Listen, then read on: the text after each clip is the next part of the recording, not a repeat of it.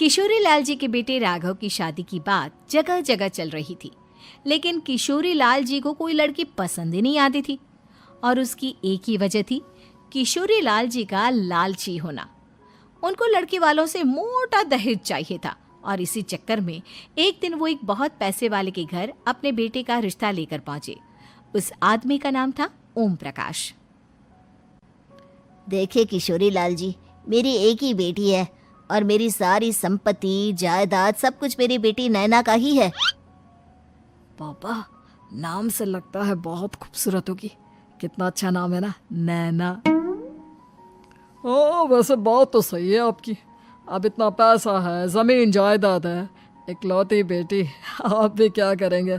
सब कुछ उसे ही देंगे ना। बिल्कुल ठीक पहचाना आपने। बस बेटी की शादी और सारी जायदाद उसके नाम। पापा, बिना देखे हाँ कर दीजिए ना। इतना अच्छा रिश्ता फिर कहाँ मिलेगा? माला माल हो जाएंगे हम। मैं अपनी बेटी को बुलाता हूँ। अरे नहीं नहीं नहीं नहीं, आपकी बेटी का नाम नैना है, सुनकर ही लगता है बहुत सुंदर होगी। रहने दीजिए अंकल, मैं तो आपकी बेटी के नाम से ही इतना खुश हो गया हूँ कि उसे बिना देखे शादी करने को तैयार हूँ। अब तो मैं उसका चेहरा सीधे शादी के बाद ही देखूंगा। और इस तरह राघव नैना का चेहरा नहीं देखता और उससे शादी कर लेता है। शादी के बाद अपनी सुहाग रात पर जब राघव नैना का घूंघट उठाकर देखता है तो नैना की आंखें बंद थी। कितने खूबसूरत हो तुम नैना, जरा अपनी आंखें खोलकर मेरी तरफ देखो तो सही। नहीं, मुझे शर्म आती है। अरे, मैंने तुम्हें शादी से पहले भी नहीं देखा, और अब अगर तुम आंखें खोलकर मुझे देखोगी भी नहीं तो मुझे अच्छा कैसे लगेगा? इससे पहले कि नैना अपनी आंखें खोलकर राघव की तरफ देखती, अचानक से लाइट चली गई और राघव नैना को पूरी तरह से देख भी नहीं पाया। अगली सुबह नैना राघव के लिए नाश्ता बनाकर लेकर आई। अरे ये क्या, आधा पराठा सेका हुआ है और आधा बिल्कुल कच्चा। ये तुमने क्या किया नैना? बहू, तुमने क्या आधा पराठा तवे से नीचे लटका कर रखा था, जो आधा सिका है और आधा कच्चा? मुझे जितना दिखेगा उतना ही तो सीखूंगी ना पापा जी। जहाँ जहाँ मुझे नजर आ रहा था वहाँ मैंने सीख लिया, जहाँ जहाँ नहीं दिखा वहाँ कच्चा रह गया होगा। इसका क्या मतलब है? ये कैसा मजाक कर रही है तुम? अरे बहू, तुमने इतना लंबा घूंघट क्यों लगाया हुआ है? देखो, हमारे घर में बहुओं को बेटी की तरह रखा जाता है, और फिर तुम तो इतना सारा माल लेकर आई हो। देखो, ये घूंघट डालकर रखने की कोई ज़रूरत नहीं है। हाँ नैना, पापा जी ठीक कह रहे हैं, तुम तो आराम से रहो, अपना ही घर समझो। नैना अचानक से अपना घूंघट उठा लेती है। अरे ये क्या पापा, नैना की तो एक आंख फूटी हुई है। नाम से नैना, लेकिन ये तो कानी बहू निकली। मेरे साथ धोखा हुआ है, धोखा। बिना दिखाए अपनी कहानी लड़की मेरे संग ब्याह दी। मुझे कहानी भी नहीं चाहिए। मुझे अभी ओम प्रकाश जी से बात करनी पड़ेगी। आखिर उन्होंने मेरे साथ ऐसा किया क्यों? अरे, आप लोगों ने ही तो पापा से कहा था कि आप लोग शादी से पहले मुझे देखना नहीं चाहते। अब मेरे पापा पर क्यों इल्जाम लगा रहे हैं? अरे लेकिन उन्हें बताना तो चाहिए था ना कि तुम कहानी हो, एक आंख से तुम्हें दिखाई नहीं देता। किशोरी लाल और राघव नाराज होकर ओम प्रकाश को अपने घर बुलाते हैं। पापा जी, ये आपने क्या किया? शादी से पहले बताया क्यों नहीं कि नैना की आंखों में परेशानी है? अरे, आप ही ने तो लड़की देखने से मना कर दिया था। और लेकिन आप बता तो सकते थे। आपको तो हमारी बेटी की प्रॉपर्टी चाहिए थी, वो भी पूरी की पूरी। अब क्या हुआ अगर उसे आधा दिखाई देता है? प्रॉपर्टी तो आपको पूरी मिल गई ना। अरे ये क्या बात हुई? मेरी शादी प्रॉपर्टी से नहीं, आपकी बेटी से हुई है। अब ये तो पहले सोचना चाहिए था, तब तो मेरी प्रॉपर्टी देखकर तुम्हारी जुबान लप लपा रही थी। लेकिन मैं कानी लड़की को अपनी बीवी बनाकर नहीं रख सकता।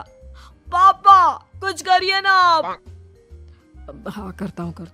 देखिए ओम प्रकाश जी, आप हमारे साथ ऐसा नहीं कर सकते।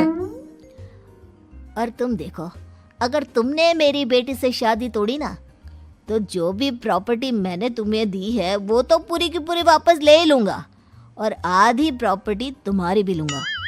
अरे मेरी आधी प्रॉपर्टी भला क्यों लेंगे आप? इसलिए क्योंकि मेरी बेटी को आधा नजर आता है और उसकी नज़र अभी तक तुम्हारी आधी जायदाद पर ही पड़ी है।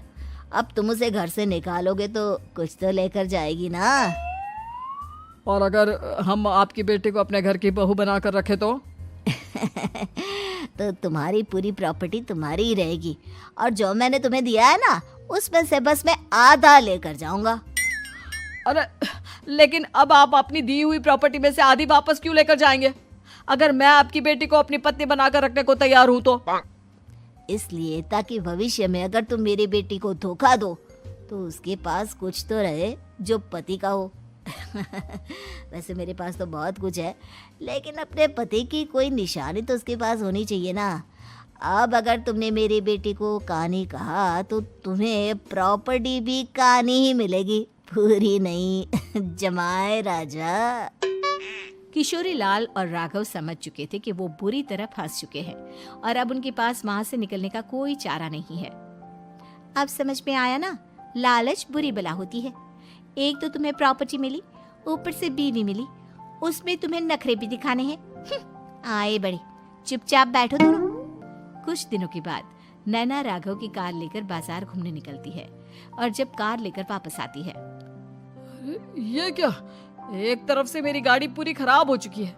लगता है तुमने मेरी गाड़ी को किसी दूसरी गाड़ी के साथ एक्सीडेंट किया है। अरे अरे कितना बड़ा नुकसान कर दिया तुमने बहू। वो क्या है ना पापा जी, मुझे एक आंख से दिखाई नहीं दे रहा था, सामने से गाड़ी आ रही थी। मुझे तो सिर्फ आधा ही दिखाई दिया और वो गाड़ी मेरी कार से रगड़ते हुए निकल गई।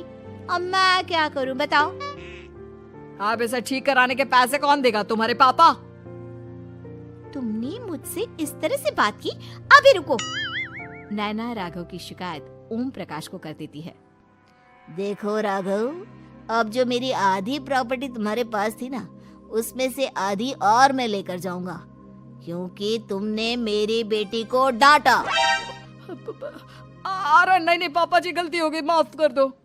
गलती की तो कोई गुंजाइश ही नहीं। अगली बार मेरी बेटी को डांटा तो बची हुई आधी में से आधी और ले जाऊंगा। लालच के चक्कर में हम दोनों ने बहुत बड़ी गलती कर दी बेटा। एक तो तुम्हें कानी बहू मिली और ऊपर से जो माल मिला वो भी काना। इस तरह राघव की हर एक गलती पर ओम प्रकाश उसकी प्रॉपर्टी का आधा आधा हिस्सा लेकर अपना सारा माल वापस ले गया और राघव को कानी बीवी से काम चलाना पड़ा। भाई लालच वाकई में बुरी बला है।